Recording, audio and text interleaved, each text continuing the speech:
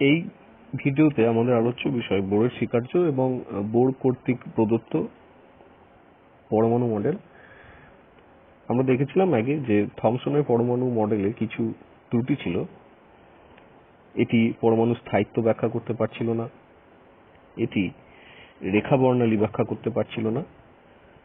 তো সেই ত্রুটিগুলোকে দূর করার জন্য বোর তার নিজের পরমাণু মডেল প্রদান করেন।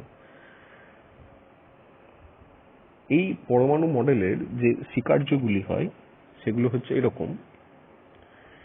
প্রথম স্বীকার্যটি হলো যে পরমাণুর মধ্যে কোনো ইলেকট্রন শক্তি বিকিরণ না করে কয়েকটি অনুমোদিত কক্ষপথে ঘুরতে পারে। এই কক্ষপথগুলিকে স্থায়ী কক্ষপথ বলা হয়।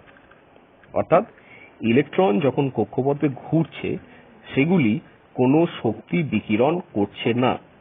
তাহলে খুব স্বাভাবিকভাবেই শক্তি বিকিরণ যদি না করে তাহলে ইলেকট্রনের শক্তি ক্ষয় হওয়ার কোনো সম্ভাবনা থাকছে না। আর শক্তি ক্ষয় না হলে সেগুলি ক্রমহ্রাসমান ব্যাসার্ধের কক্ষপথ অবলম্বন করে নিউক্লিয়াসে এসে পতিত হওয়ার কোনো সম্ভাবনা থাকছে না। তাহলে এই স্বীকার্যটির মাধ্যমে বোর খুব স্বাভাবিকভাবেই পরমাণুর স্থায়িত্ব ব্যাখ্যা করতে সক্ষম হলেন।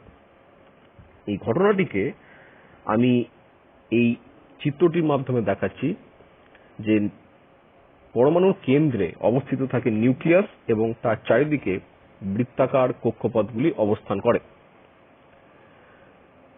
পরমাণুর এই গঠন সম্পর্কে ধারণা আমাদের ক্লাস 8, ক্লাস 9 সেখানেই প্রথম হয়েছে যে নিউক্লিয়াসকে কেন্দ্র করে বৃত্তাকার কক্ষপথগুলি থাকে। কিন্তু এই স্থায়ী কক্ষপথ বলা হয় এদেরকে, এবং কেন বলা হচ্ছে, কোন ঘটনার পরিপ্রেক্ষিতে বলা হচ্ছে সেটা প্রথম জানা গেল। এবার দেখা যাক দ্বিতীয় স্বীকার্য কি ছিল।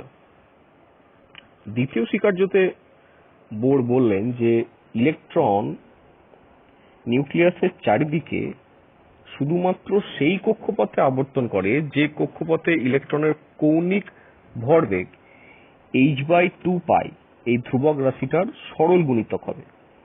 অর্থাৎ ইলেকট্রনের ব্যাসার্ধ, ইলেকট্রন যে কক্ষপথে আবর্তন করছে তার ব্যাসার্ধ r, ইলেকট্রনের রৈখিক বেগ v এবং ইলেকট্রনের ভর m হলে আবর্ত গতিবিদ্যার সূত্র অনুযায়ী আমরা জানি তার কৌণিক ভরবেগ হয় mvr।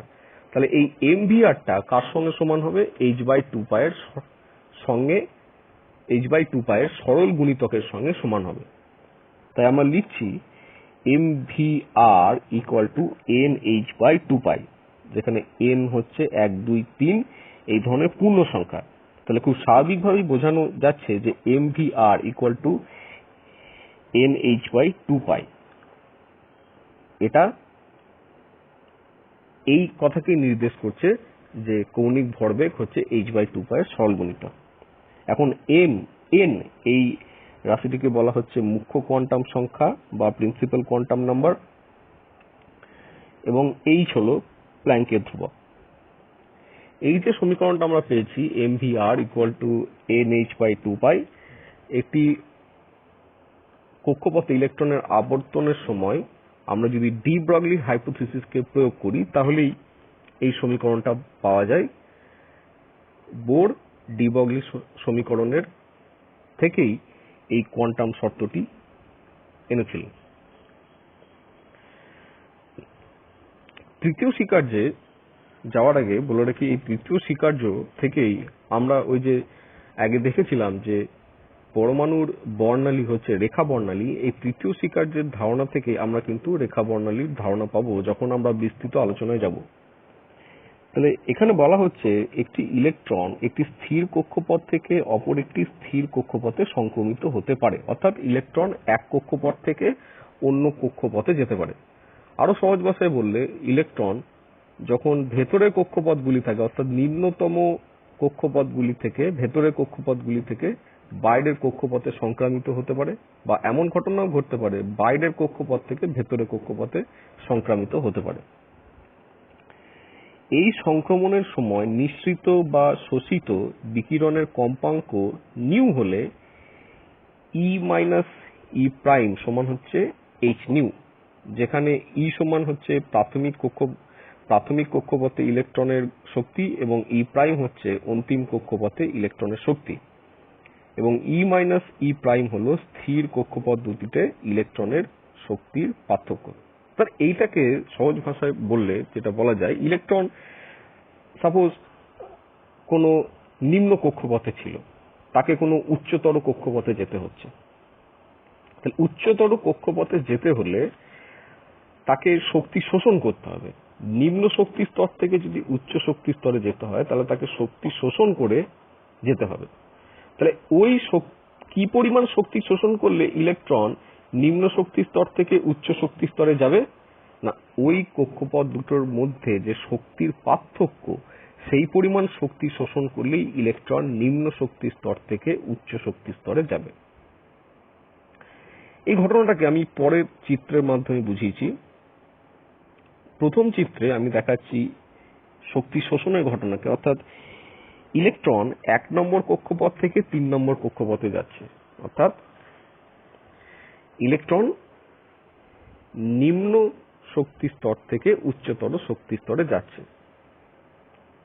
তাহলে নিম্ন শক্তি স্তর থেকে উচ্চতর শক্তি স্তরে যখন যাবে তাহলে ইলেকট্রনকে অবশ্যই শক্তি শোষণ করতে হবে, এবং এই শোষিত শক্তির পরিমাণ কি হবে?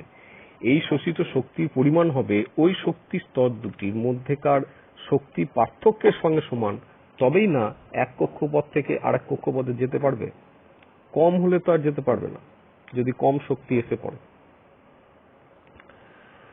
আর যদি বিপরীত ঘটনাটাও ঘটে যে ইলেকট্রন 3 নম্বর কক্ষপথ থেকে 1 নম্বর কক্ষপথে নেমে আসছে, অর্থাৎ 3 নম্বর কক্ষপথে যখন ছিল উচ্চ শক্তি স্তরে ছিল, ইলেকট্রনের মধ্যে অনেক বেশি শক্তি সঞ্চিত ছিল, সেটা যখন 1 নম্বর কক্ষপথে নেমে আসছে, অর্থাৎ কম শক্তি স্তরে যখন নেমে আসছে, তাহলে অবশ্যই কম শক্তি স্তরে থাকতে গেলে ইলেকট্রনের কম শক্তি নিয়েই থাকতে হবে। তাহলে ওর 3 নম্বর কক্ষপথে থাকার সময় ওর যা এক্সট্রা শক্তি ছিল সেটাকে ও ছেড়ে দেবে।